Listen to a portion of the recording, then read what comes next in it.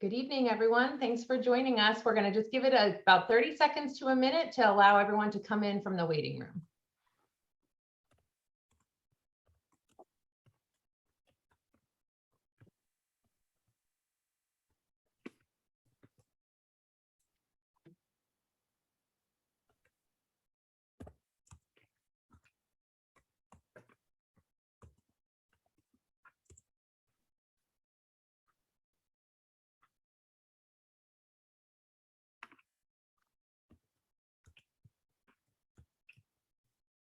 Thank you, everybody, for joining us. We'll just give everybody a few more seconds to get in from the waiting room, get settled for a great presentation.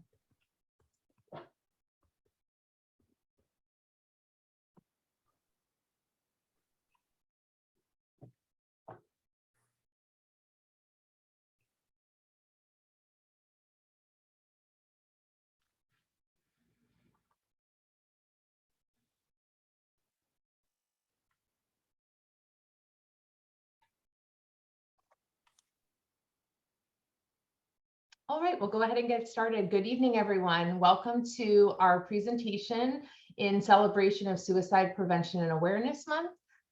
This is Borough Safe sponsoring the Minding Your Mind presentation. My name is Jessica Smedley. I'm the Director of School Counseling for Hillsborough Township Public Schools in Hillsborough, New Jersey, and we're excited to have everyone here with us tonight.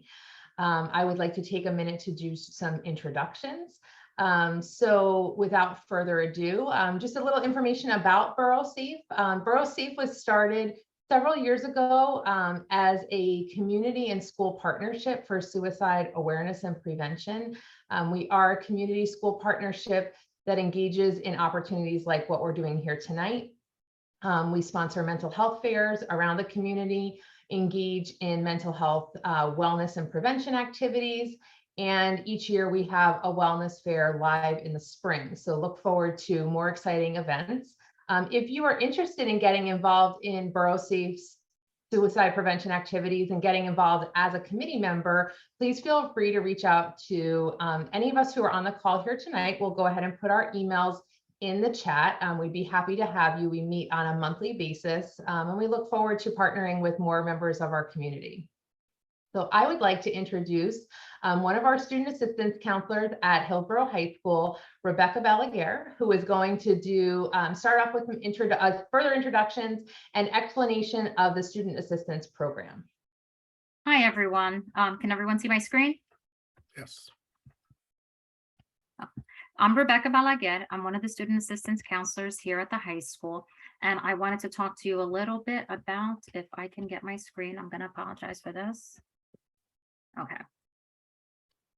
I want to talk to you guys a little bit about the services that we offer as part of our student assistance program. The student assistance program is part of the counseling department, and we help students and staff and administrators, as well as parents and the community, deal with a variety of mental health issues, including tobacco, alcohol, and other drugs.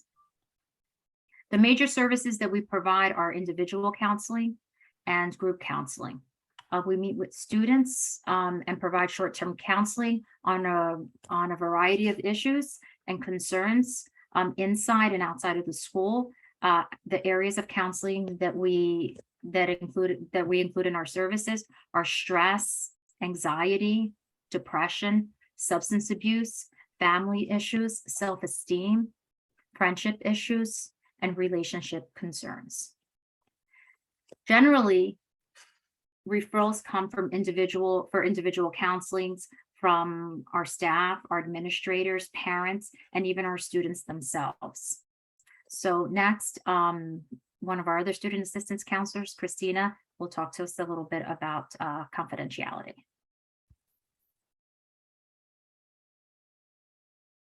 Hi, everyone. I'm Christina Birch. I am also a student assistance counselor at Hillsborough. I just joined this year. I'm not new to being a counselor, but I am new to Hillsborough. I found it to be a wonderful place to be, and enjoying the staff and kids. I'm going to talk a little bit about confidentiality and HIB. I'll start with confidentiality. Confidentiality is the cornerstone to our student assistance program. Confidentiality means that we don't share what the students have discussed with us with anyone, but there are exceptions to that. So if a student tells us that they're going to hurt themselves, or that someone else is hurting them, or that they are being hurt by someone, we are mandated reporters, and we need to report that to our administrators and possibly outside programs. We also have to report if a student comes to school and they're currently under the influence of alcohol or drugs. We need to make sure that they're safe and that we're providing them the services that they need. At that point, we do reach out to the guardians, the parents, and any outside services that would be necessary to help the student achieve their goals they're looking for.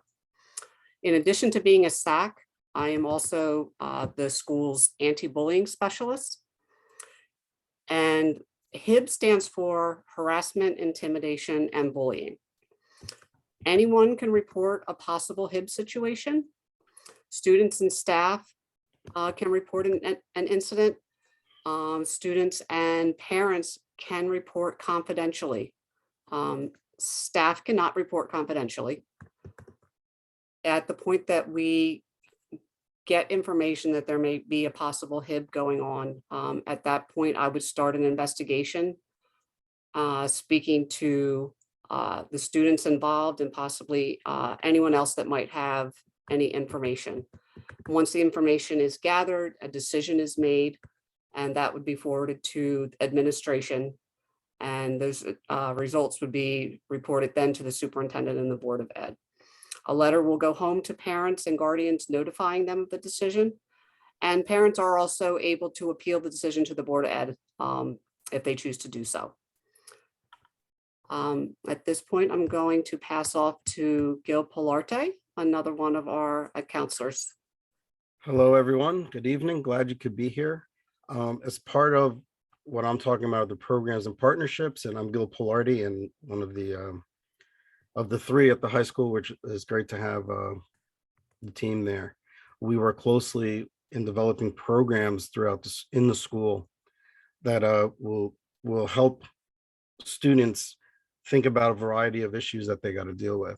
So part of our programs start with class presentations in which we talk about mental health issues in a variety of scenarios, which could be the English department, health department, PE, and social studies.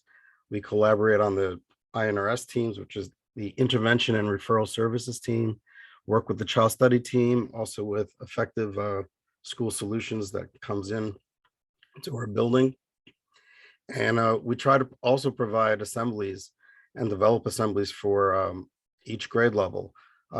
We were fortunate to have DIRT is an assembly that we're going to have on the 20th of October, which they'll present to our students. But we also have that evening on the 20th at 6:30, a portion for parents. So it's open to everyone.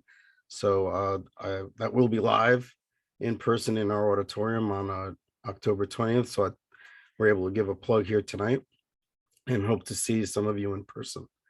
We also provide programming along the lines of Steered Straight, which is a drug and alcohol program, the first day, which also targets, we target our juniors with that, Chasing the Dragon. And we do have a senior program that we keep developing and working on for our seniors. And evenings like this with Minding Your Mind. Our partnerships throughout the district have been many, and we cross over a lot, from Borough Safe to the Municipal Alliance, which I am the chair of, and Minda Maggio sits on as our secretary. I'm sorry, our treasurer. We also work with the Violence Prevention Coalition and various other county organizations. Throughout, we are always working with our administration and staff. So with that, I get to introduce our new high school principal, Mr. Jeff DeLolo, who is our new principal at the high school. So welcome, and welcome to Jeff. Good evening. Thanks, Gil. Really appreciate your joining us this evening. I wanted to start by extending my thanks to Ms. Smedley and our school counseling department, and certainly all three of our wonderful student assistance counselors are doing amazing work for our community and for our kids, and for Borough Safe and the partnerships like Borough Safe that help to make Hillsborough a vibrant environment that's supporting all of our young people. It's a critical role, and we're really thankful that you are active members as parents as well of being part of this evening and part of the process. Minding Your Mind is one of those great programs we're able to offer here. It is a tremendous program about the power of storytelling, the power of our own narratives, and looking for opportunities not to focus on reactivity or reaction to crises when they occur, but being proactive in that process. And certainly your participation tonight is a big step towards making sure that our wellness and mindfulness of our students, in addition to our staff and you as parents, is foremost in all of our attention and our focus. So I'm really, really thankful for everyone's participation this evening. And I'd like to welcome two special guests from Minding Your Mind who are going to run us through their presentation this evening, which I'm certain will be a great opportunity for everyone involved. So Kristen Haratunian, I hope I pronounced that correctly, Kristen, and Suzelle Marquez, thank you so much for leading us tonight, and we really look forward to a great presentation. So thank you. Thank you so much for having us. I'm actually going to start before Kristen, and I'll kind of explain what's going on today. But I wanted to just thank everyone for being here. There's a pretty great turnout, actually, so I'm really excited to have you all here. And, just to kind of echo what was just said, this is a great step in just getting these conversations started. So I'm going to actually just share my screen so you can follow along with my PowerPoint. So just bear with me for 1 second. And you should all be able to see it. All right, cool. So I'm gonna take the lead and kind of just introduce Minding Your Mind a little bit more, and then we'll get to it. So I'm very, very excited to be here. I've been working with Minding Your Mind for about 4 years. I started off as a clinician, and I'm doing a couple of other things with them now. So I'm really happy to be here. I actually spoke at your school last year, so some of you may recognize me. Kristen was not here last year, so she will be new for those of you who maybe sat in last year. So hang in there, because her story is wonderful and really great opportunity for all of you to hear. So really quickly, I'll just introduce, this is being funny, isn't it? Okay, there you are. Okay. So our mission and our sole purpose really is to really reduce the stigma surrounding mental health. We want people to feel comfortable talking about it and just being open to learning about it, and really getting that conversation started and increasing help-seeking behavior. So a lot of times, students may hear this program as well without me. Usually they'll just hear the personal stories from our speakers, and that allows them to also feel more comfortable asking for help from any of these resources that these wonderful staff members and counselors just shared with all of you.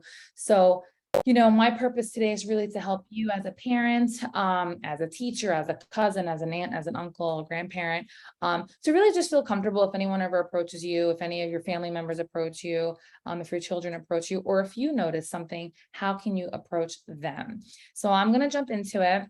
And we're going to just start talking about stress, because that's really where everything begins. So we all have stress. It's normal for us to have it. It's something that keeps us alive. It's what keeps us moving. Without stress, we pretty much wouldn't do anything. We would kind of just be sitting like on our couch and just like not motivated. So stress is something that we will all experience, and it's something that all of your children and your students will experience. And that's a good thing, because that motivates them to study or practice for their sports or things of that nature. However, there's a difference between eustress and distress. And eustress is that good stress. It's that stress that makes us go. Distress is that stress that is like unbearable, and our alarm goes off and we snooze it, and then we forget to hear it when it comes back on, and now we're late, and now we're in distress because we're late and we're running around. That's like not a great feeling. And of course, we all feel that. And it does motivate us to get to school or to work on time. So it's fine if it happens once in a while. It's not so fine if it happens every day. So again, stress is normal. It's an emotional response to an event that may cause tension or create tension in our body. It's not a huge thing. We don't have to make it a huge thing. unless it escalates. And so I'm going to kind of share how it can escalate and what you can look out for, where it's like, okay, this is normal stress, and this is stress that we need to really learn to deal with. So some factors that can cause like that daily stress, that like, oh man, my alarm just went off kind of feeling, and now I'm late. Some of these factors can cause that feeling every day. And some of those things would be maybe a divorce going on at home, some sort of abuse, any domestic violence, any unhealthy relationship. It could be social media. It can be graduation, right? You think of that as like something so exciting, but it could be graduation. It could be academic pressure. It could be exposure to certain violence or substance use at home or, in the family.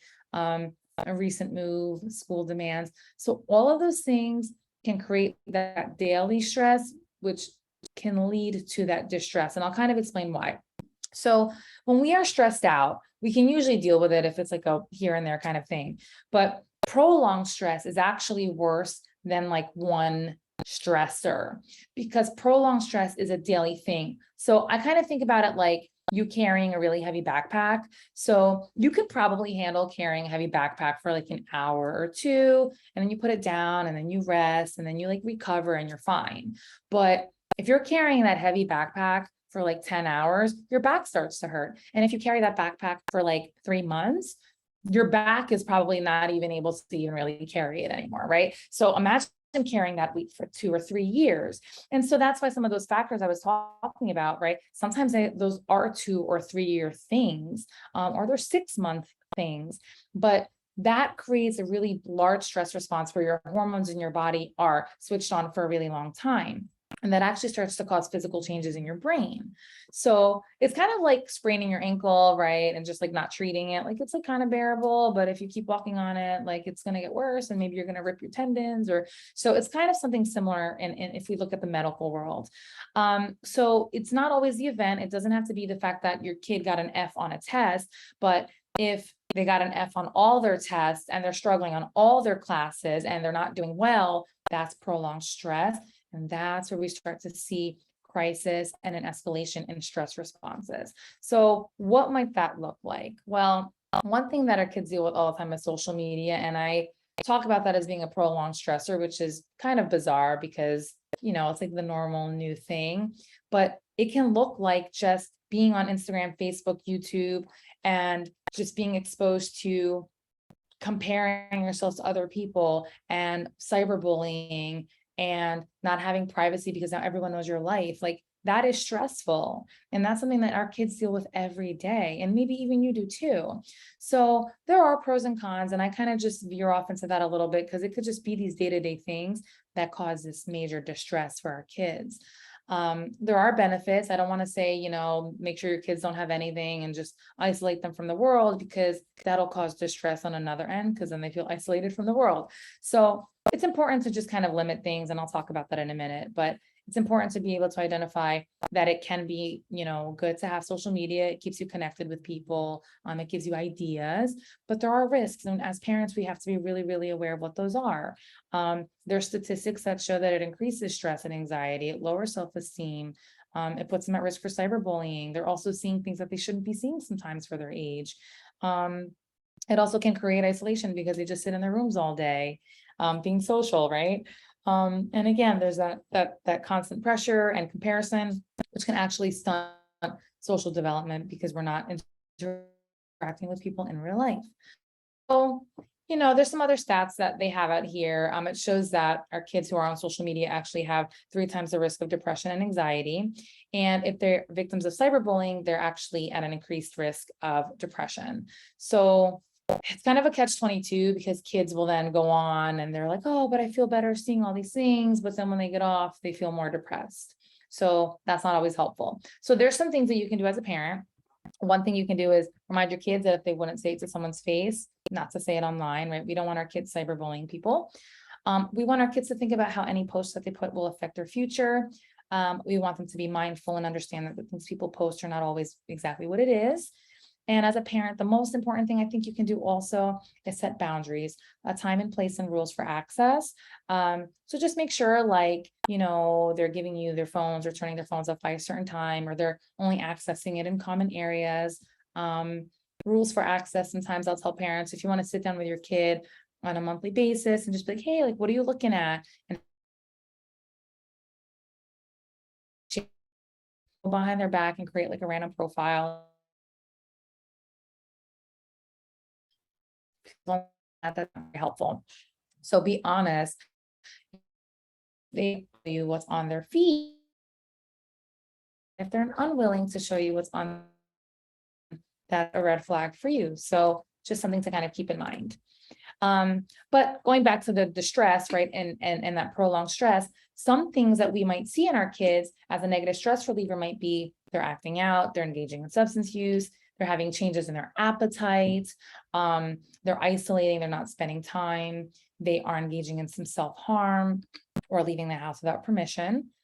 So when you start to see that, that's kind of where you want to start taking the lead and like figuring out what's going on. Because if we miss that, now you have that prolonged stress response for an even more prolonged amount of time, which generally will escalate into some sort of anxiety, which is fine if it does. You're learning about how to identify that and work through it so that it doesn't escalate more. So we'll get there. Excuse me. So what is anxiety? Anxiety is a stress response. Okay. It's just like a higher version of it. It has that feeling of worry, nervousness, uneasiness. And what I always tell parents is it's usually an issue if it, one, is lasting longer than 6 months, or two, is interfering with the functioning of their life. So if it's over 6 months, that's a red flag. If it's under 6 months, but your kid's not getting out of bed, or they're avoiding going to school, or they're not eating, that's also a problem. So what are some symptoms you might see emotionally in your kid? Maybe excessive stress. They're asking a lot of what if questions. That's a huge red flag. They may be talking about feeling scared, like they have this weird feeling that something bad's going to happen, but they don't know why. They may feel like they're powerless or have no control. They may have some issues concentrating. You may see that affecting their academic grades or focusing on conversations with you. They may be irritable, angry, or jumpy or tense. You may also see that they're describing some physical symptoms like palpitations, rapid breathing, chest pains, or like a heavy shortness of breath, like a heaviness on your chest, dizziness, nausea, sweating, sweaty palms, trembling, increased tiredness, lack of energy, things of that nature. So the good news is, if you do find that to happen, it's fine. We can deal with it. We can treat it. We typically use cognitive behavioral therapy, which is basically going to just teach your child how thoughts drive how we feel and behave. And it's something that your counselors do at school. It's something that counselors do in the community. So there are definitely a lot of opportunities to be able to link your child to that if needed. And it's something that is used really to challenge those what if questions and those thoughts that someone might be having that are leading to those feelings of powerlessness or hopelessness. So it's used very much effectively for depression, anxiety, PTSD, substance use, and pretty much anything, because we just want to challenge irrational thoughts. So I'll kind of give you a quick example of what that might look like. But basically, it goes like this. So there's an event. After that event happens, you'll think about it. After you think about it, you'll have a feeling about what you were thinking, and then that feeling is going to drive what you decide to do. So to put it into a more concrete example, let's say your child doesn't do well on a test and they think they're not smart. They might feel sad, frustrated, or embarrassed, and they may decide they don't want to go to school anymore or study ever again because they don't think they're smart, so there's no point. And so our job would be to challenge that thought to be something different so that their behavior is different. So if we were to challenge it, we don't change the situation. They didn't do well on a test, but we may say, hey, that test was just a lot more difficult than all the other ones we took, right? And they may be like, oh yeah, I guess, right? They might be confused. They still might be frustrated, okay, but maybe not to the same extent. But instead of deciding that they're not smart and there's no point, so they stop studying, they may say, wow, these tests are getting really hard. I should get help. Maybe I should get a tutor. Maybe I should study more. And so it changes that behavior. And that's how we reduce anxiety, because anxiety is mostly up here because we're dealing with this stressor and we don't know how to problem solve it. And so sometimes we think about a particular situation in a way that is not helpful. And so that is how we reduce anxiety, is by challenging this here. So if we can, so let's say by chance we don't catch it, right? There's a lot of different stages and warning signs. So it's okay if you miss it, it's fine. We want to catch it right in the beginning when it's a stress response, but if not, we'll catch it at the anxiety response. And if not, we'll most likely catch it at the depressive response. This is where we really, we don't want it to get here. If it gets here, this is where we really want to say, okay, like, listen, we got to get help. This, whatever we've done isn't working. And I'll kind of explain a little bit more as to why. So depression is a mood disorder. We all know that it causes a persistent feeling of sadness. It can cause a loss of interest, boredom, indifference with a lot of things. It's a cluster of symptoms, which I'll go over in the next slides, that interestingly enough, you only have to experience for 2 weeks or more. So I always point that out because with anxiety, it's 6 months or more. With depression, it's 2 weeks or more. And the reason for that is because if you're already here, it's because you've probably already been dealing with anxiety for 6 months or more. Of course, there's other factors that can lead to depression without the anxiety piece. So I'm not saying everyone who has depression has anxiety. There's usually a little bit of an overlap somewhere along the way, but some people can jump right into the depression phase with a couple of other factors that I'll share with you. But I just think it's important to kind of understand that, like, we can catch it usually before it gets to this point, even if it's just by understanding a precipitating factor. So all we can do is be informed and know what our options are. And this is what we're here doing today. So I appreciate all of you being here again, once again. So going back to that, it's very important to note that depression is not a failure. It's not a weakness. It is usually, again, that prolonged stress response. It's important to note that it does impact the whole person. So there's a lot of physical symptoms that go with it, not just mental. Good news is it can be treated. We will use CBT for that. There's also other therapeutic models that can be used. And also medication is used here a lot to help with the physical symptoms. It's not always needed. If it is needed, it's usually temporary. So that's something to keep in mind, especially with adolescents. The goal is not to have your child on medication for the rest of their life. It's to have them on medication maybe for 6 months to a year, maybe 2 years, depending on what's going on, and then letting it go as they do therapy. So that's something to keep in mind. I know a lot of times people are resistant to it. They don't want their kids on meds forever. We don't either. We really don't. But we want them to be safe and we want them to be okay. So some possible precipitating factors we may see for depression that kind of skips the anxiety piece is, one, if there's depression in the family, particularly in the parents. And if that's the case in your home, that's okay, because you know what? You've been through it, so you can identify it and you know what to do about it and you can relate to it.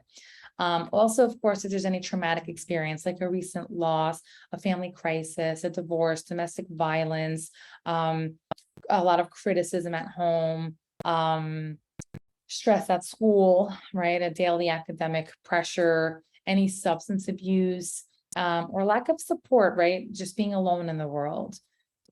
So some symptoms we may notice are sadness, hopelessness, lack of interest in normal activities, difficulty concentrating, changes in sleep, right? Changes in appetite, same as anxiety, right? We may see some substance abuse. We may see some self-harm or suicidal ideation, self-esteem issues, isolation, not just irritability, but more anger. And a huge red flag is a drop in grades. If your child typically does well in school and they drop from an A to a D, that is a huge red flag. If they drop from an A to a C, I'm like, all right, just monitor it. The class might just be difficult. But if it's like a huge drop, that's a really, really big red flag. Okay, something really important. Sleep and depression, they go together. Our kids do not sleep enough, and they should sleep a lot more than they do. So some stats we have here are teens who go to bed after midnight are 42% more likely to be depressed. And those who sleep less than their friends are 30% more likely to have suicidal thoughts. Why? Well, To give you an example, when we're sick and the doctor says, go home, I have no medicine to give you because you just have a virus. So go home, sleep it off and drink some water. You go home and rest and take naps and watch TV and just chill out, right? And that's your body recovering because it's allowing your body to fight whatever is going on inside. So stress is also a physical stressor. So when you don't sleep, you don't recover from stress. So you should be sleeping so you can recover from stress the next day. Lack of sleep hinders that ability because just like if you were physically ill, if you're not resting, it takes longer to recover from whatever cold or virus you have, right? So we want our kids to sleep. And I know it's hard because they get home from sports or their hobbies or hanging out with their friends, and then they get up really early to go to school. So what I could tell you is inform your child. You want to force them. I know sometimes we want to force our kids, like you've got to be in bed by 11, but that doesn't necessarily mean they're going to go to bed and go to sleep. They might just like lay there, right? So we want to just inform our kids like, hey, listen, I learned this happens when we don't sleep. It's really important for you to get some sleep. The choice is yours. I encourage you to be in bed by 10 o'clock. We're going to put away our phones by then and TVs off and Wi-Fi off because we want you to be healthy. They may listen. They may just think you're weird. I don't know. Our kids always question everything that we say. But it's really important to educate them because when we force it, we get more resistance. When we educate, we get more open-mindedness. So it's just important to inform them. It doesn't mean they'll do it right away, but they'll kind of see the consequences of their actions and hopefully then implement it a little bit later on. And I'll also explain why they don't always listen to us. So I'll talk about the brain really quick. So we have 3 parts of the brain that control different parts of, our actions and emotions and things like that. So we have our limbic system, our cerebral cortex, and the prefrontal. And the prefrontal one is my favorite because it's the one that actually we deal with the most, and it's the one that's underdeveloped in our kids. So that one actually controls executive functioning and impulse control, or for example, planning, organization, impulse control, consequential thinking or critical thinking, and focus. So of course, as you know, these are our kids' biggest struggles, right? They're unorganized. They do things without thinking about what would happen. They're like listening to you 1 minute and then just on their phone another, right? It's not really their fault. It's only developed between the ages of 19 to 25. So think back to when you were that age. You may have developed yours a little bit earlier than maybe some, but like life usually gets kind of more stable after 25 because our brain's just still working.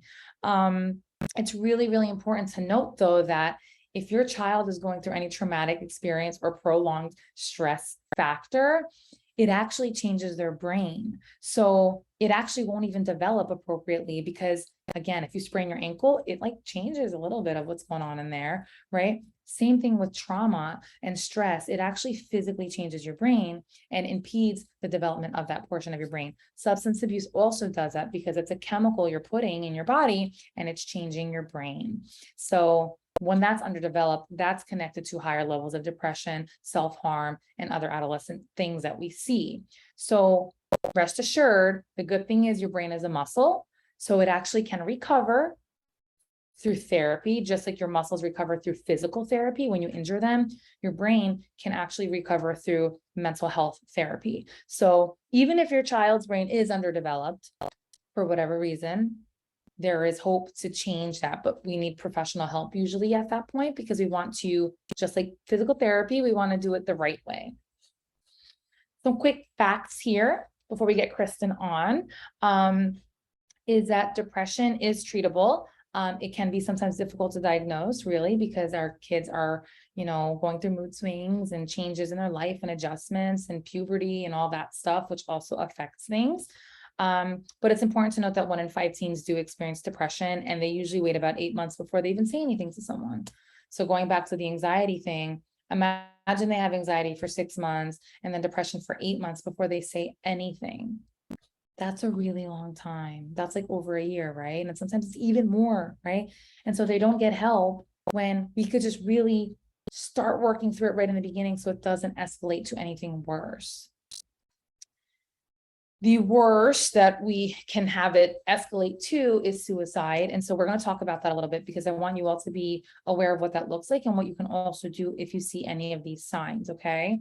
So some warning signs are if your child is threatening to hurt themselves, if they're looking for ways to hurt themselves, if they're talking, writing, drawing, posting about not wanting to be alive, about dying, about suicide.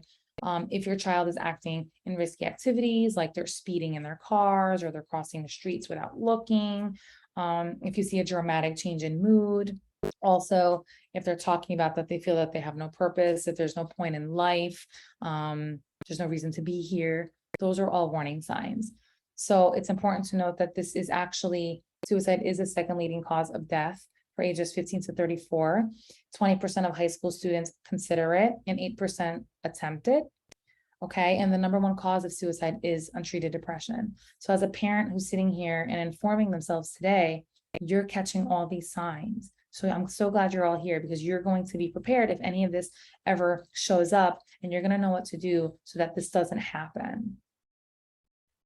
There was a report put out in 2018 where there was an increase in suicides in every state except Nevada, which now I'm sure it's all pretty even after COVID and all of that stuff, because there was a huge, huge increase in suicides since 2020. There was 45,000 suicides in the US alone in 2016.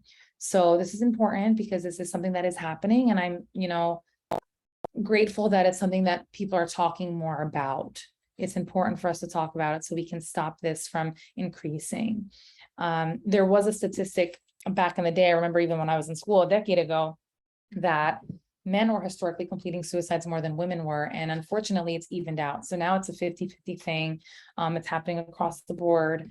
And it is just something for us to be aware of and be informed about. So just to put into perspective, suicide typically happens when pain, whether it be physical or emotional, exceeds hope. People do not want to die by suicide. They just want their pain to end. And that's what brings them to that point. So as a parent, you want to take any threat seriously. You want to learn the symptoms, which you're doing today. And you do want to seek help if someone is expressing this in your house, or someone that you know. And you'll obviously want to make sure that you tell this person that you care about them and you care that they are here with you. Something important to have is resources. So you want your student as well as yourself to have 1 to 3 trusted adults in their life. It may be you, it may be an aunt, it may be a grandparent, but to have 1 to 3 trusted adults and to have 3 to 5 positive coping skills. And as a parent, you can also model those positive coping skills because our kids learn from us. And if we don't model the positive coping skills and we're modeling negative ones, they're going to do the same exact ones that we do. So as a parent, we want to model those things. And also maybe having some sort of religious or spiritual or community involvement is great because it creates a big what's the word? It makes you feel like you're part of a group, and it's a we thing, not like I am alone in the world kind of thing. Some positive coping skills that we may want to teach our kids or even model to them would be exercise, sports, yoga, meditation, healthy eating and sleeping habits, spending time with friends and family, music, writing, maybe some sort of prayer, drawing, dancing, whatever, pets, whatever you can come up with. I like it all. Okay. And as a parent, we want to use our clues. So we're going to end here where I'm going to go ahead and say what these are. And then Kristen is going to go ahead and share her personal story. So as a parent, it's so important to make sure you connect with your kids, ask them how their day was, create opportunities to speak to them, whether that be on your car ride home, on your car ride to school, dinner, breakfast, I don't care, but find something every day that's consistent where you can talk to your child. And of course, if you see something, if you notice something, check in with them, be like, hey, I noticed, you've been crying. What's going on, right? We want to be the ones that bring it up because they don't usually want to always talk to us about these things, right? And then you can provide support. How can you provide support? 1, you can listen. How can you listen? Don't be on your phone. Don't be watching TV. Give them your full attention. Also ask open-ended questions. So you can say, what did you learn in your English class today? Instead of, how was English? Oh, it was good. Oh, okay, cool. Right? That's like small talk. I want to ask open-ended. What did you learn today? Who did you speak to today? What did you guys talk about? Right? Get that conversation going. And then you want to also be careful to not pass judgment, right? Sometimes it's the end of the world when our kid comes home and tells us that someone spilled juice on their shirt and now they have a stain and everyone saw them with the stain and it was like the worst day ever. As a parent, we're like, is that the worst thing ever? Like, really, like, there's bigger problems in the world. However, that is their biggest problem in the world. And so we want to just say something like, I hear you. That really stinks. That's totally embarrassing. Oh my goodness. You know what? Next time, we will, maybe you can call me and I'll bring you another shirt. Something like that, right? We want to express understanding and we just want them to know that we do understand where they're coming from, right? Which is the next point, right? So remember at your age, there were things that like seemed like the worst thing ever at the time. And now as an adult, you're like, whatever, right? It's not that huge thing. So we want to validate, we want to just, again, say, I understand where you're coming from. That seems really frustrating. I'm so sorry that happened, but everything will be okay. I'm here to help you. Is there anything I can do to help you? Would you like to hear my perspective? Would you like some advice? You want to ask sometimes before just giving that, because you get the eye rolls and the, okay, I don't care, you're old kind of responses and kids like walk away. So you can ask them and kind of gauge where they're at with that. But of course, you always want to express concern and let them know you care about them, you value them, and that they're never alone because you are there for them. Okay.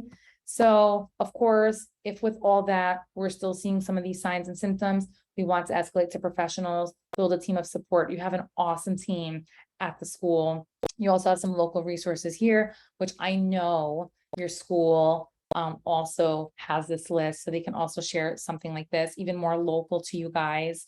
But they're awesome. They're like on top of their game. So if you need anything, you know, you can reach out to the student assistance counselors at the school. All right. And of course, we have the National Suicide Prevention Lifeline that you can call or text if it's after hours. They are 24/7 and you can reach them at any time. All right. Thank you for having me. I know I was talking a mile a minute. I just wanted to make sure that Kristen gets a chance to share her story. So I'm going to unshare my screen and then we will get to hear her share that. So thank you all so much for having me.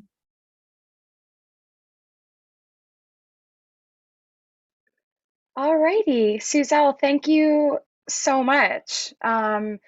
It's so funny because I hear like the clinicians do their thing all the time, and like it's just great to be able to hear another perspective because like although they're similar presentations, the information is always so different because I'm hearing it through a different lens. A lot of really important information.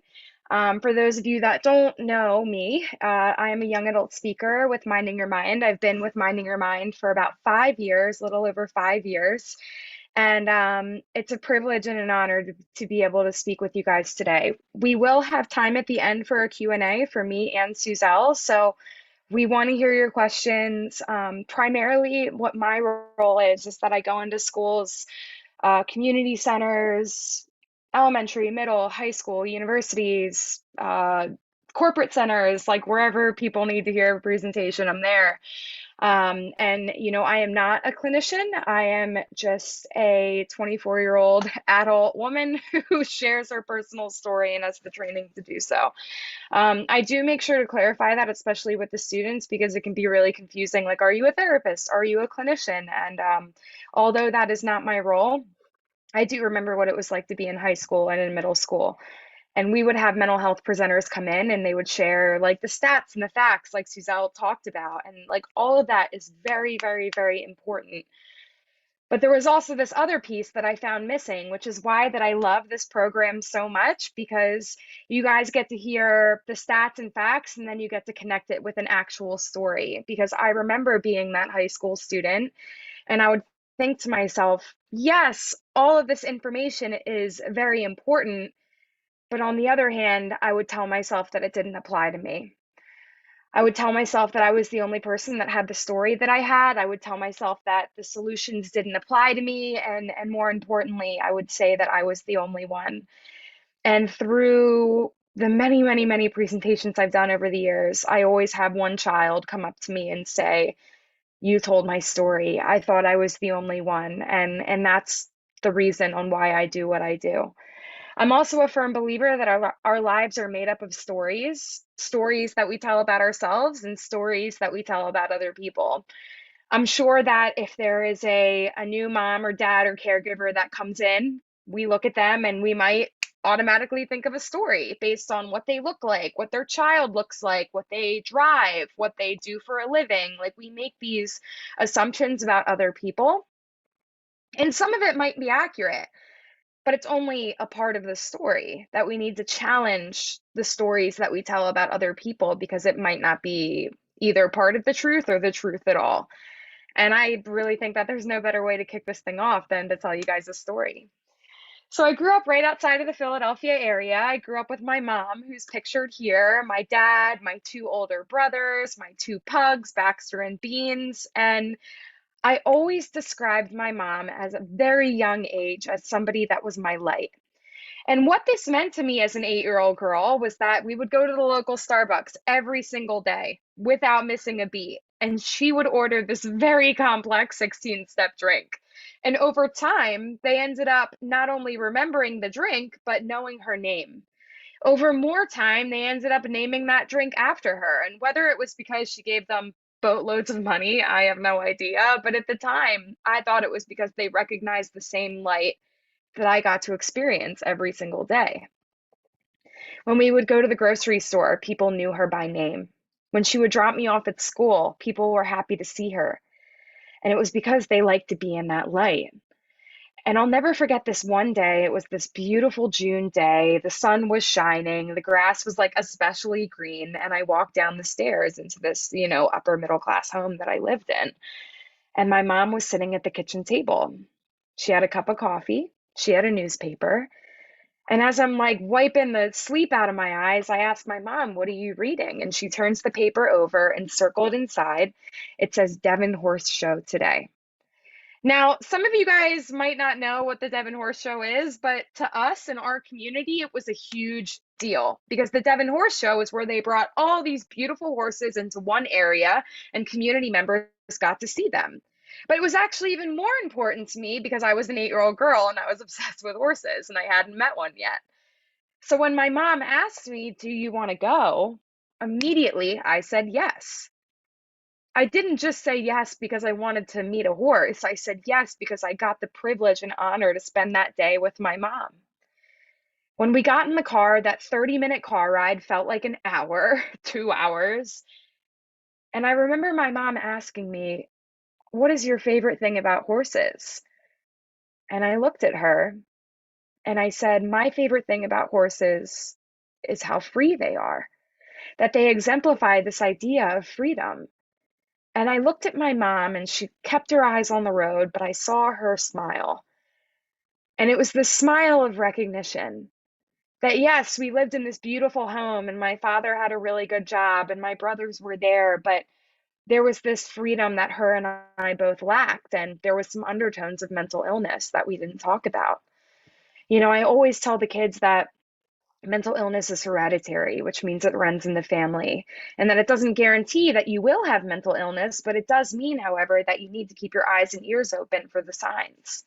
It was something that we weren't informed of, at least I wasn't informed of as a child. As we finally pulled up, we parked in the grass, we held hands, we couldn't find the front entrance, so we hopped the gate and we're like laughing and smiling the whole way. But when we finally walked up to the fence, there were about 30 horses in this field. And the biggest horse, this huge chestnut horse, starts walking towards my mother and I. And I start freaking out.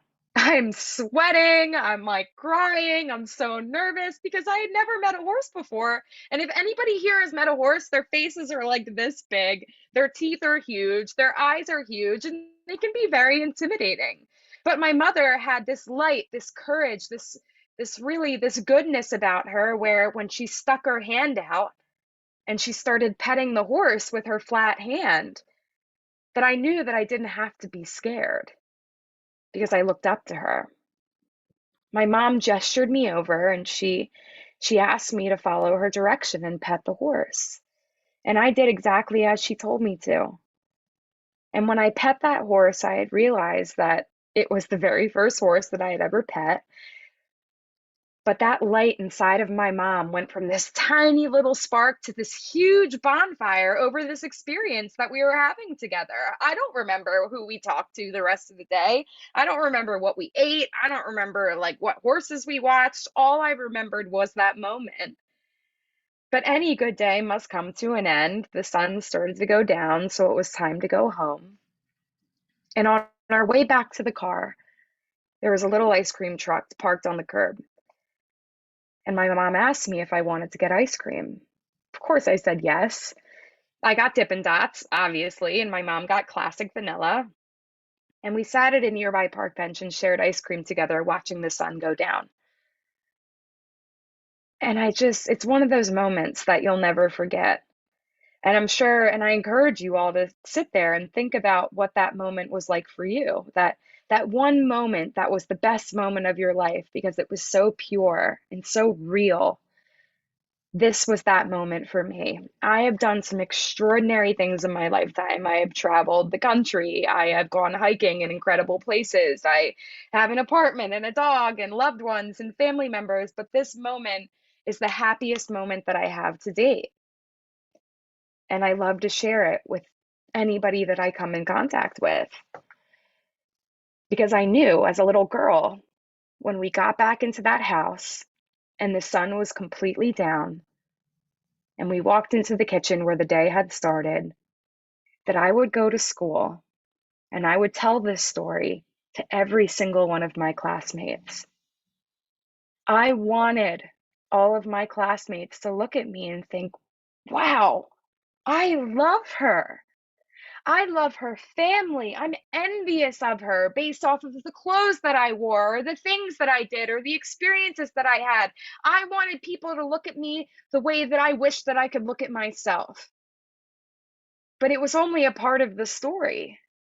That the other part of the story is just as important, if not more important, because we tend to only want to tell parts of the story.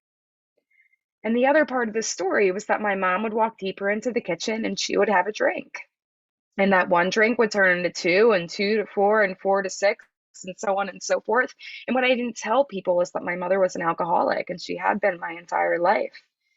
That moment of us sitting on that bench eating ice cream was so important because my mother struggled with an eating disorder, and that she had been in and out of the hospital, in and out of treatment, in and out of jail, and in and out of my life. My father was a very successful man, but he spent the majority of the time traveling the world for work, so I didn't know him. And that my brothers wanted to spend time at friends' houses rather than being home. And as young as an 8-year-old girl or younger, I became a mother to a person who was supposed to mother me. And that huge bonfire of a light dwindled to a tiny spark. And that directly impacted my self-worth. See, I had spent the majority of my life trying to curate moments with my mother to try to bring that light back. I did this by leaving the house, going on the school bus, and putting on that mask. More of a metaphorical mask at that point. But that mask looked like Kristen the athlete. I played lacrosse, field hockey, softball. I ran track. I rode horses. I played tennis. I played football with my brothers. I did every sport imaginable because I needed that self-esteem booster. I wanted to be a part of a community. I was also an aspiring A student. Every single exam, homework assignment, paper, I needed to get the A on because I didn't want my grades to drop, because I didn't want my teachers to hold me back after class and ask me what's going on at home. I was a very good chameleon. But when I came back off that school bus, down my cul-de-sac, in the door, I would take off that mask. I would show that paper to my mom with the big red A on it, and instead of giving it to her, I would take her hand instead, asking her how her day was, what's going on with her, how I can support her. And really what the two of us were doing, and my entire family unit was doing, was avoiding this elephant in the room. I love this picture because it's like, you can't get any more real than this. It was this beautiful living room with this giant elephant looming in the doorway.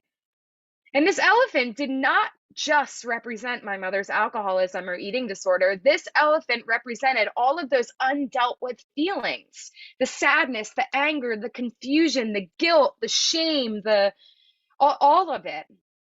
In all of the ways in which I looked at myself like I was different. I see this a lot with kids in social media. I am guilty of it, where like I mindlessly scroll and I look at what other people are doing that I'm missing out on. I look at, oh, well, she has this and he has this and I don't have this, where, you know, I sort of think of myself as less than. I see this a lot with kids where they scroll on TikTok or Instagram. Kids don't use Facebook anymore, but I do. And they'll say like, hey, you know, Judy had a party. I see the pictures. I wasn't invited. Why wasn't I invited? And then there's this sort of a riff in the relationship when maybe she just forgot to invite her, right? So, you know, this elephant in the room really represented all of those undealt with feelings. And the thing is, the elephant will get bigger and bigger over time. The longer that we smush down those feelings, the bigger the elephant gets. My mother was seasoned in shoving these feelings down. But that elephant continued to get bigger, and hers was much larger than mine. And the thing is, that elephant weighed so heavily on her chest, and there was nothing I could do to pull it off of her. And on December 6th of 2009, that was the day that my mother attempted and completed suicide. So I was 11 years old. I was just about to be 12. My brothers were 13 and 15, and my life changed forever. And I'll never forget walking up that cul-de-sac with my backpack waiting for the school bus 2 days later. And I hear my father's footsteps, you know, hitting the pavement. He's screaming, "Where are you going? What are you doing?" And I whipped around and I said, "Dad, I'm going to school because it's the only thing I know how to do right now." I didn't want the kids to know that something happened because I was so used to keeping the illusion that everything was okay, when it's okay not to be okay. One of the bravest things we can do as individuals, adult or not, is to put our hand up and say, I need help. A part of me believes that when I went to school 2 days later, secretly I was asking for help. When I walked in those doors, all the kids found out. My heart was racing, I was sweating, I was so nervous that kids would look at me like I was different. But the opposite happened. Kids came up to me and they asked me, "Kristen, how are you feeling? Kristen, I'm here for you." Kids would give me their AIM information, which was the way that we communicated when I was a kid. And like, I needed that. I needed the support. I'm also a huge advocate in saying that, like, kids aren't therapists either. We can only do so much, but those small acts of empathy and kindness help bridge the gap. Weeks went by, my life changed. My father came home more often because he demoted himself from his position at work. He had the privilege of doing that. My brothers came home more often. But when my father would ask me every single day, "How are you doing?" When the school counselors would ask me how I am doing, I started to build this wall. This wall is what I like to call a defense mechanism. And defense mechanisms, basically, they give us the illusion of feeling safe, but they actually harbor this idea of, you know, stay away from me. It keeps people pushed away. It harbors the idea of isolation. This wall, each brick was, I'm fine. Now, if I were in a classroom or in an auditorium, I would ask y'all to raise your hands and be like, who's ever said I'm fine? And everybody would put their hands up. And the people that wouldn't, I'd look at them and I'd say, you're lying, because we've all said this phrase before, whether it be an automatic response, whether it be I'm actually okay, whether it be I'm drowning, I'm fine can mean so many different things. To me, I'm fine meant a lot of this, that I need to get through this on my own, that hyper independence. What will people think of me if they knew what was going on in my head? That was really a lot of anxiety. I'm too much. I don't want to burden you with my thoughts and my feelings. Others have been through worse. I'm exhausted. These thoughts are what I classify as negative thought. Negative thought generally leads to negative action, just like how positive thought generally leads to positive action. For me, all of these negative thoughts, they all had roots, which means that they all come from somewhere. The negative thought, I'm exhausted, the root of that for me was depression. What came out of it, the negative coping skill, was isolation. Negative coping skills are like warning bells. It's like, hey, there's something going on here that's not being addressed. It means that we need to look a little bit deeper. Isolation to me looked like taking my meals up to my room because I didn't want to eat with my family. It looked like not going to school because I was quote unquote sick. It looked like quitting sports teams because I didn't want to, I didn't feel like I had the energy to be a part of. The negative thought, what will people think? The root of that was anxiety. Anxiety to me looked like, sweating, crying uncontrollably, panic attacks, which is like for me, the hyperventilating. It looked like not being able to sleep. What came after this, the negative coping skill, was self-harm. For me, self-harm was like trying to relieve that pressure that I felt every single day, but it actually made that pressure much worse. My father saw this and he decided it was time for me to go to therapy. Now, therapy is a wonderful thing. It's a privilege. Not all of us have access to therapy. I think it is amazing that you guys have SAP individuals in relationship with the school, because it's just extra support that kids have where they can start talking about what's going on if there is something going on. Therapy for me, however, it's not always one size fits all. I remember walking into my very first therapist's office at 12 years old, and I looked at this woman and my very first thought was, I don't like you. I didn't like the way that she dressed. I didn't like the incense burning in the office. I didn't like sitting in a beanbag chair. Like, it was not my vibe. And that vibe might work for somebody else, but for me, it was not it. And for 6 months, I told this woman, she would say, are you okay? And I would say, I'm fine. I did not open up to this woman because I didn't feel that connection. It takes a couple of tries. And the thing is, you do not need to be in the middle of a crisis to see a therapist. You do not have to experience mental illness to see a therapist. You do not have to go through something traumatic to see a therapist. We should probably all be seeing a therapist. I found another one. She's number 11. She's amazing. Been seeing her for like 4 months, and I'm blessed. But not every therapist fits one person. For me, I left that therapist's office after 6 months. Instead of telling her, I don't like you. And it might sound aggressive, but it is a therapist's job to get us somebody that we can work with and we can grow with and we can connect with. These negative thoughts continue to progress. The negative thought, I need to get through this on my own. The root of that was a lot of fear. Really, I was reaching for that warmth in all of the wrong places. And what came after that was substance use.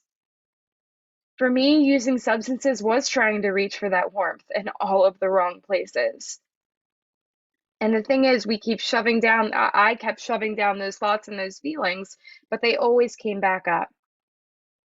My life changed over the course of 5 years. I went from having this 4.0 GPA to a 1.5. I went from playing on all the sports teams to quitting, being a part of all the clubs to quitting, from being the girl that literally had the perfect attendance award to not going to school at all because I didn't think that I would be able to graduate.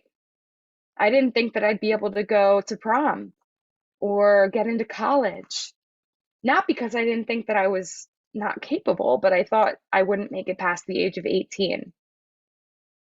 Suzelle said it best in the slide that suicide happens when pain exceeds hope. And I was not experiencing a lot of hope in that period of my life. At 17 years old,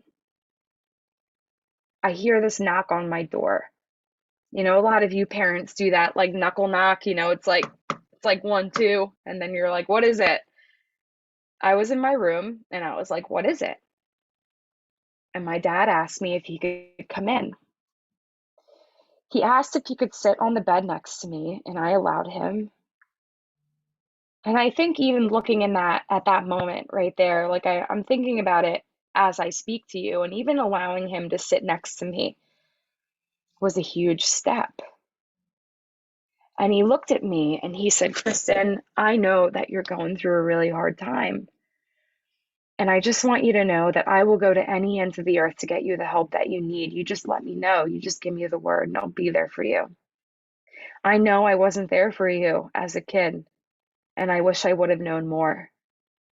But I know now. You just knock on my door and I'll be there. And he got up and he walked out. My father literally put the ball in my court, and it was up to me on whether or not I was going to return it. Every fiber of my being was screaming, don't do it. Don't ask him for help. Don't get vulnerable. Don't get honest, because I'd been living this way, beating that track for 5 years.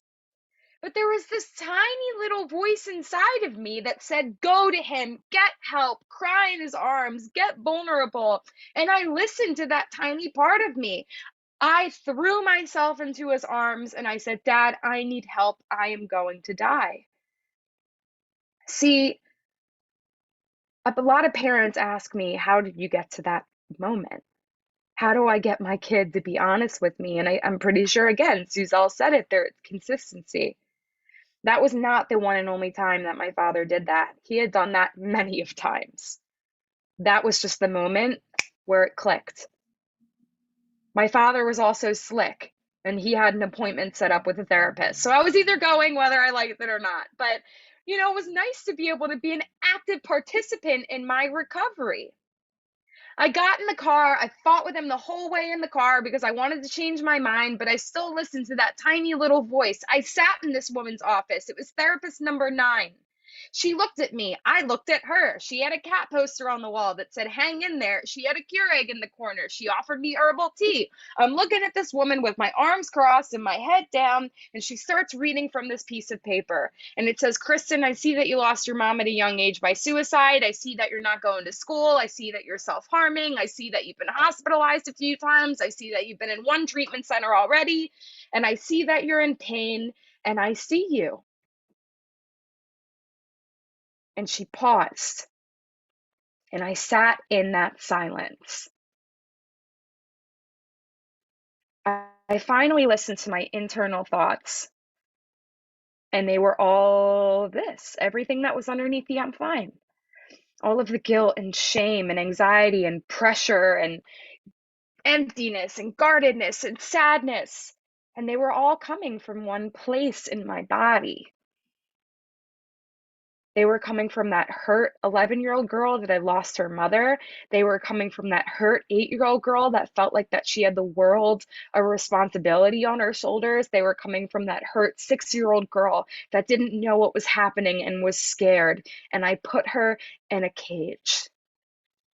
And this whole time, she was screaming for help, asking for support, needing somebody to advocate for her. And I thought that if I had let her out, that she would destroy my life. See, I always tell the kids, and I'll tell all of y'all, that every single one of us has this person inside of us because we've all been through some sort of pain. It doesn't matter what the degree of pain is. It could be we got broken up with at 11 years old, and that rejection just hits really hard for us. It can be we don't feel comfortable in our own skin or in our bodies because of our race or gender or whatever it may be. It may be because we had a divorce at a young age or a later age. It could be the death of a child or the death of a friend or the death of a parent or a grandparent. It doesn't matter what the pain is because that pain needs to be addressed and it lives inside of us.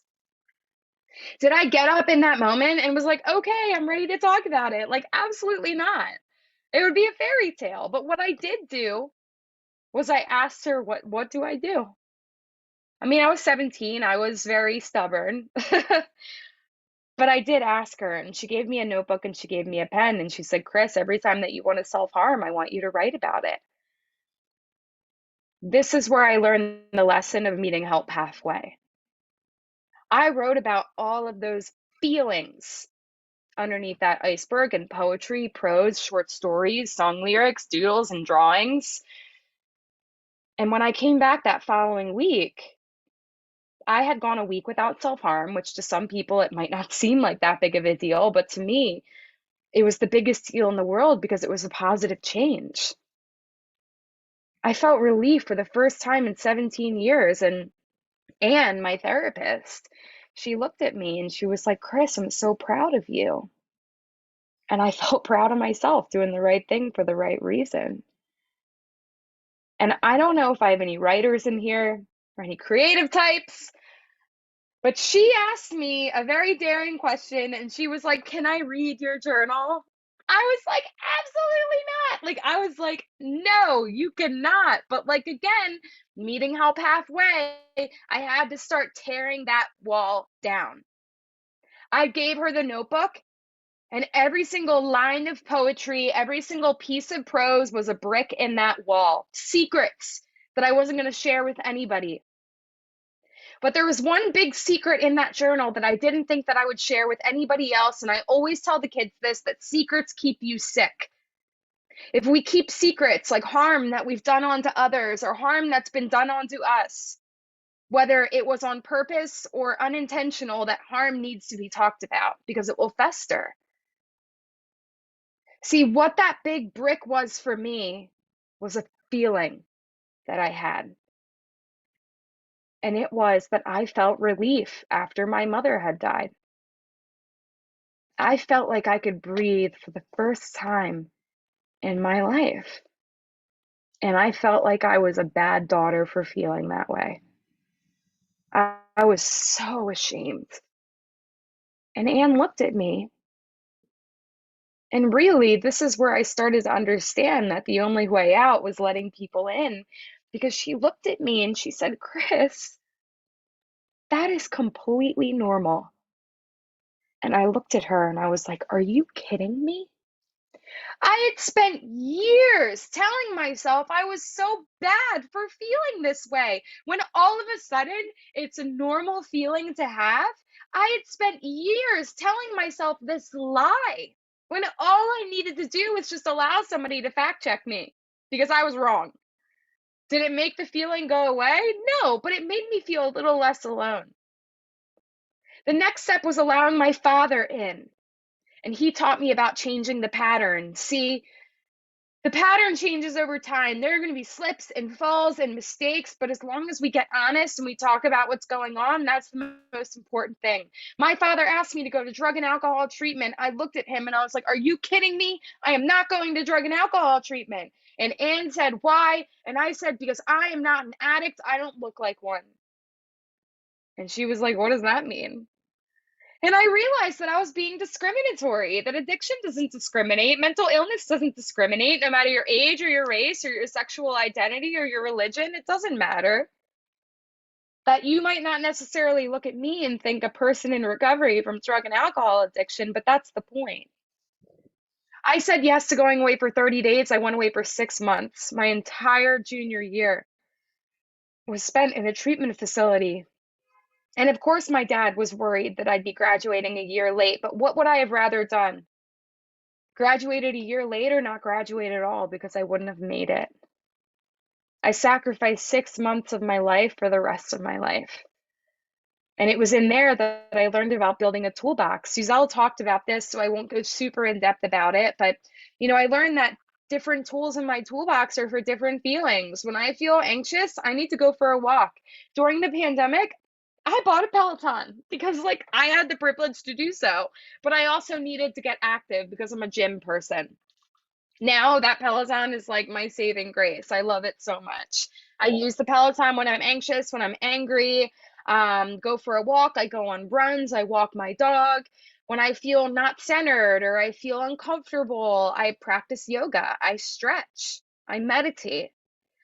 When I feel depressed, I'll write or I'll read. When I feel lonely or, I'm not sure about something, I'll call a friend or a family member. Those friends or family members are 1 to 3 trusted adults. My dad, my therapist, my sponsor, which is kind of like a life coach. When I left treatment, things had to change because you are the person that you surround yourself with. If you surround yourself with people that don't practice positive coping skills, you'll probably not do that yourself. Y'all are trusted adults. Potentially, you are trusted adults, but you all need trusted adults as well. We cannot help our kids unless we are helping ourselves. One of the best things that my father did for me was that he started doing yoga, so I started doing yoga. He started meditating, so I started meditating. He became a positive role model for me. I changed high schools. I went to a high school of thousands of kids to a high school of 6, 9 through 12. It's called the Bridgeway School, and it's the only recovery high school in Pennsylvania. I went to support meetings for people that are just like me, and I still go to these support meetings. I got my GPA up in this school, and I'll never forget what it felt like to walk up on that stage in front of like 10 people, because it was a very small graduation. But I had not just graduated high school, but I had turned 18 with a year clean. And seeing how proud my father was, it was just a reflection of how proud of myself I felt because I was going to college. I applied to all of these universities and I got accepted into Penn State. I had a choice, main campus or branch campus. I went to the branch campus. The reason being is because my recovery from mental illness and addiction meant so much to me, and that I was afraid that if I went up to main campus that I might have a relapse. And it was the best decision I could have ever made because I still got a Penn State degree. But when I walked up on that stage getting that Penn State degree, I stayed on that stage because this past December I did graduate and I was the commencement speaker at my own graduation. In front of all of these people, I talked about what it was like to be a clean and sober college student. My clean date is February 10th, 2015, 7.5 years clean and sober. I'm 24 years old, 6.5 years without self-harm. And of course, I'm here to say that it gets better. I mean, I love these pictures because, like, come on, like, I have to show you that it gets better. And I'm not here to say that every day is perfect because it absolutely isn't. I still have days where I feel like I can't get out of bed. I still have days where, I don't want to pick up the phone. I don't want to journal. I don't want to talk about it. But it's when I do feel good, I practice those positive coping skills. So when a bad day comes, I'm better prepared and in the rhythm, in the pattern. I live in the city of Philadelphia currently with my dog in an apartment. And I mean, of course, like life is fantastic. There are many things to be grateful for, and many things to be hopeful for. My grandfather, who's 97, one of my biggest supporters. In the bottom left-hand picture, me, my dad, my brother, and my sister. About 4 years ago, my father got married to a woman who I call Mom, and they adopted this beautiful little girl into my life named Ting. And I'll never forget her looking up at me and saying that I was her role model. Because she knows about my story. She knows about addiction. She knows about mental illness. And she knows that her story is just as important as mine. I always tell the kids, if you feel like that you haven't been through anything like me, like, do not say that your story is not as important, because it is. The stress that kids go through every single day, their stress is just as impactful as the stress of having to pay a mortgage as an adult. Handling that stress is how we thrive, whether we thrive or don't thrive. There goes my dog. Speaking of my dogs, of course I have to show you my dogs. They're barking right now. Esme and Maya, my girls. I show you guys and the kids my dogs because number one, dogs are very therapeutic. Animals are very therapeutic. And number two, and this will be the last thing that I say, and then we'll wrap it up here. Our friends should treat us very similarly. Like, our friends should love us when we're having bad days. Our friends should support us, but chances are our friends are not licensed clinicians. I remember at 15 years old, I had a very good friend at the time named Reagan, and I told her over text that I wanted to kill myself. Exactly that. I told her not to tell anybody. Within minutes, she told my dad. Within hours, I was hospitalized because I needed that higher level of care. If somebody wants to harm themselves or another person, they need that higher level of care. I came back the following week and I remember marching up to her and saying, Reagan, how could you do this to me? And she cut me off and she said, Chris, I did what I could do to save your life. And the only reason why we are able to argue right now is because you're alive. And it was true. She did the right thing. It's a lot better to lose a friendship than a friend to suicide. If you hear something, if you see something, please say something. Do not talk yourself out of what you see. The National Suicide Prevention Lifeline is all you got to do is text or call 988. I have called this number before. I have texted this number before. In my sobriety, you are talking to a licensed crisis counselor. You do not have to call them if you don't have to be in the middle of a crisis to call them. You could just be having a rough day. You could be calling to talk about a friend that you're worried about. It's free, it's confidential, it's available 24/7, and it's an incredible resource. They just changed it to this 3-digit number here. So I am going to stop sharing my screen. I want to thank you guys so much for listening to me and Suzelle, and to everybody here allowing Minding Your Mind to be here today. So thank you. Thank you so much, Kristen and Suzelle. Kristen, your story is inspiring, personal. Thank you so much for sharing it with us. We do have the Q&A. If any of you on the call have not been on a Zoom webinar, we don't have a chat function, but we do have the Q&A. So if you wanted to ask any questions of Kristen or Suzelle or give any feedback, we will see that, they will see that.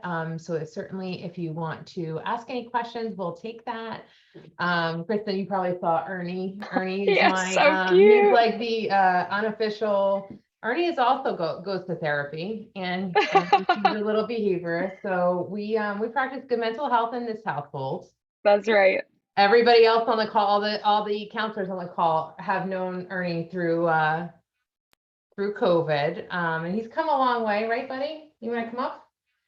Now he's being shy. Usually he likes to bring his toys on a Zoom call, but so yeah, if you have any of you out there have any questions that you'd like to ask Kristen or Suzelle, we would be happy to take them. Give everybody a little bit of time.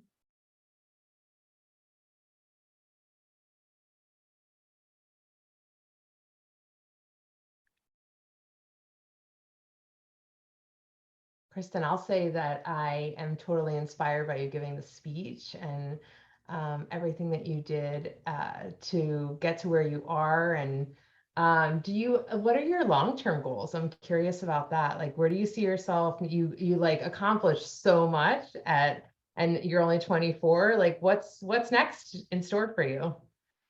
Yeah, so that's a really good question. All my friends joke. They're like, "You're gonna be a senator one day." I'm like, "Okay, maybe." I don't know if that's necessarily in the scope, but I mean, I love advocacy work. The work that I do with Minding Your Mind. I mean, I've been here for 5 years so far.